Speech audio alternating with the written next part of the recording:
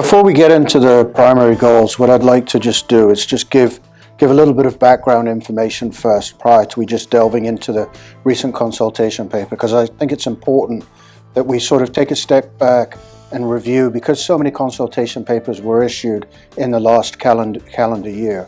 So primarily, I think the starting point in any sort of trade reporting conversation is to deal with the what took place in 2009 at the G20 summit in Pittsburgh, which then introduced mandatory clearing for all OTC derivative contracts. Well, the primary purpose of this consultation paper was to complete the implementation of the OTC derivatives trade reporting regime, as this was the fifth consultation paper that's been issued. So the primary goals were the extension of the previous requirement to commodity and equity derivatives contracts, and to introduce new data fields for all derivative asset classes, and the refining of reporting obligations of certain non-bank FIs. The key reporting obligations are to be extended, and that they are going to include forwards and swap contracts and options that are related to commodities.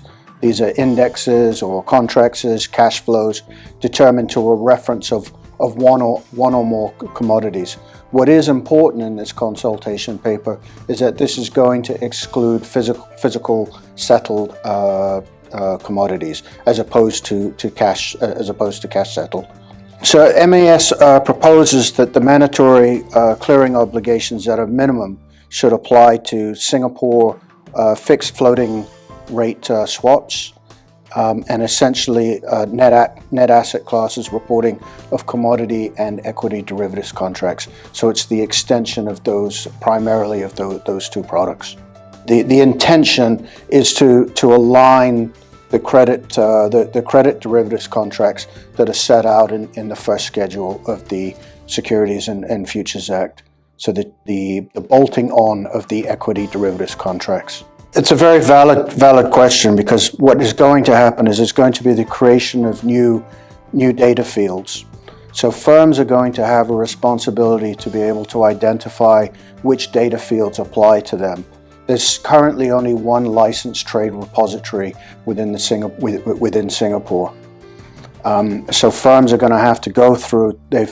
So to date, they've gone through and analyzed which are the mandatory fields. But this consultation paper adds on primarily two new data fields, and the data fields are for the booking location. So you'll have to identify that the order was originated in Singapore. Then that will include the traded desk location, and this will also add on new obligations in the data fields for collateral. The impact will not be so much for lawyers stroke compliance departments.